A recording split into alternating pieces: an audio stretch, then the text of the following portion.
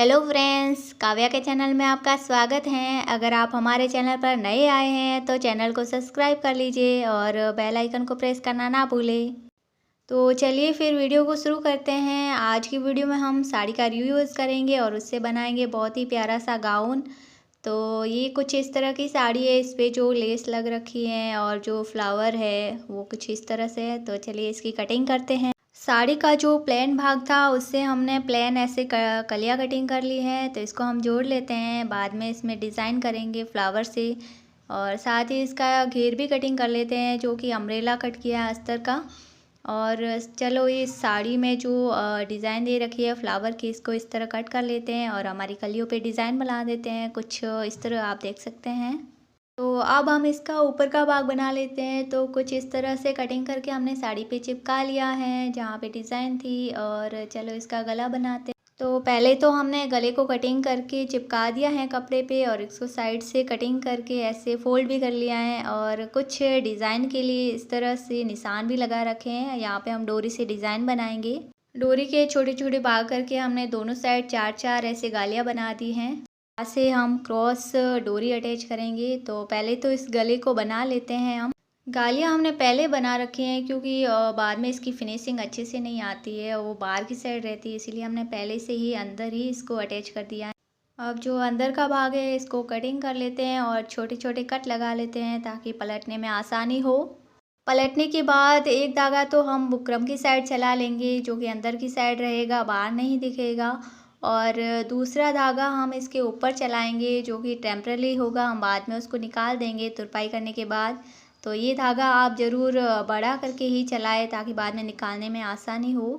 तो ये कुछ इस तरह से बन के रेडी हुआ है गला। और साथ ही हम इसमें क्रॉसिंग डोरी अटैच कर लेते हैं और अभी इसकी लटकन बनाएंगे। डोरी अटैच करने के बाद ही हम इसके लटकन लगाएंगे। इसके लिए हम फिर साड़ी से कुछ डिज़ाइन निकाल लेते हैं। तो साड़ी में कुछ इस तरह के फ्लावर भी हैं, तो इसको हम बनाएंगे लटकन के लिए।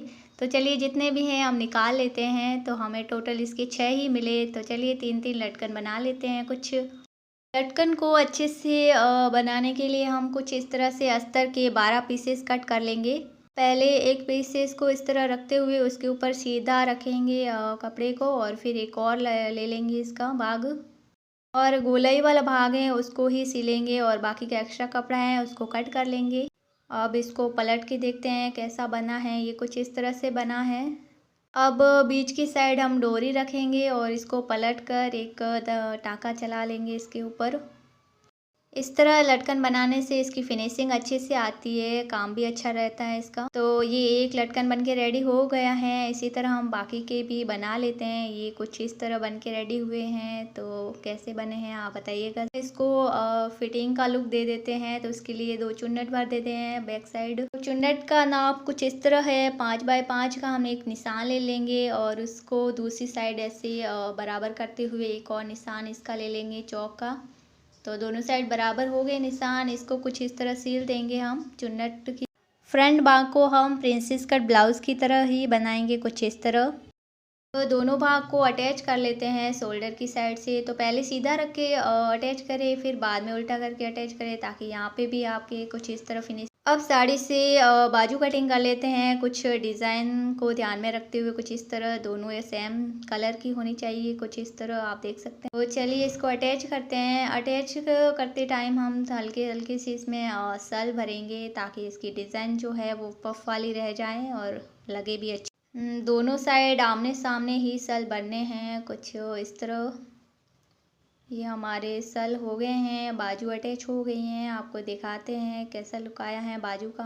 बाजू इसकी कलरफुल आई है तो अच्छी लगेगी, बहुत ही यूनिक लगेगी। और 2 फ्लावर भी आ गए हैं बाजू पे। अब इसका आगे का भाग बना लेते हैं। तो इसके लिए हम जो साड़ी पे लेस थी उसी को ही यूज़ करेंगे। तो ये बाजू पे कुछ इस तरह हमने लेस लगा ली है दोनों साइड धागा चलाते हुए। ये बाजू तो बन के रेडी हो गई है, दूसरी भी इसी तरह बना लेते हैं। अब जो हमने घेर बना के ऑलरेडी रखा हुआ था उसको हम यहाँ से अटैच कर लेते हैं। तो अच्छे से घेर को रखते हुए बराबर करते हुए दोनों साइड अटैच कर लेते हैं। तो ये घेर अटैच हो गया है। अब बारी है इसकी फ़िटिंग की। तो चलिए इसकी फ़िटिंग करके दिखाते हैं आपको किस तरह आई है। तो बाजू से हम फिटिंग करेंगे इसकी। बाजू से होते हुए हम जहाँ तक हमने इसके जो ऊपर का भाग जॉइंट किया है वहाँ तक ही फिटिंग करेंगे दोनों की, फिर थोड़ी सी अलग से करेंगे, आपको दिखाते हैं किस तरह। तो यहाँ तक हम इंटरलॉक करते हुए मशीन से धागा निकाल लेंगे। अब इसके बाद हम यहाँ से दोनों को अलग अलग सिलाई करेंगे, जैसे कि ऊपर के भाग को अलग करेंगे सिलाई और जो अस्तर का भाग है उसको अलग से सिलेंगे, ताकि इस तरह सिलने से क्या होता है कि दोनों घेर खुले खुले अलग से रहें, चिपके हुए ना रहें। घेर का जो फ्लो होता है वो बहुत अच्छा आएगा इस तरह सिलाई करने से। तो चलिए बीच के भाग को हम सिलाई कर लेते हैं कुछ इस तरह निकालते हुए। अस्तर को आप छोड़ दीजिए, ओनली जो ऊपर का घेर है उसी की ही सिलाई कीजिए।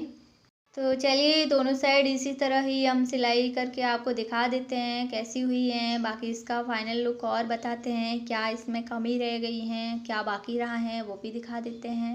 इनके बाद अब जो नीचे का भाग है घेर का वहाँ पे सिंपल सा लग रहा है, तो हमने जो साड़ी की लेस थी उसी का यूज़ कर लिया। तो पहले तो एक लगा ली लेस, तो कुछ अच्छा नहीं लग रहा था, तो हमने इसको डबल कर दिया है लेस को। तो अब कुछ इसका लुक अच्छे से आ रहा है, बॉर्डर भी बन गया है, साड़ी जैसा नहीं लग, ये बन के रेडी हो गया। बट यहाँ पे कुछ खाली खाली सा लग रहा है, तो हमारे पास एक और फ्लावर बचा हुआ है, उसको भी यहाँ पे अटैच कर लेते हैं। मतलब साड़ी का पूरा यूज़ करना है कैसे भी करके। तो ये हमारा गाउन बन के रेडी हो गया है, कुछ इस तरह का लुक आया है इसका, आप देख सकते हैं। हमने लॉन्ग बनाई हैं, चूड़ीदार रहेगी स्लीव इसकी, और नीचे से घेर का लुक कुछ इस तरह है। ये आगे आगे फ्लावर आए हैं, पीछे की साइड सिंपल हैं। तो आपको ये गाउन कैसा लगा कमेंट करके ज़रूर बताइएगा, और वीडियो को शेयर भी कीजिएगा अगर आपको अच्छा लगा हो। Thank you for watching.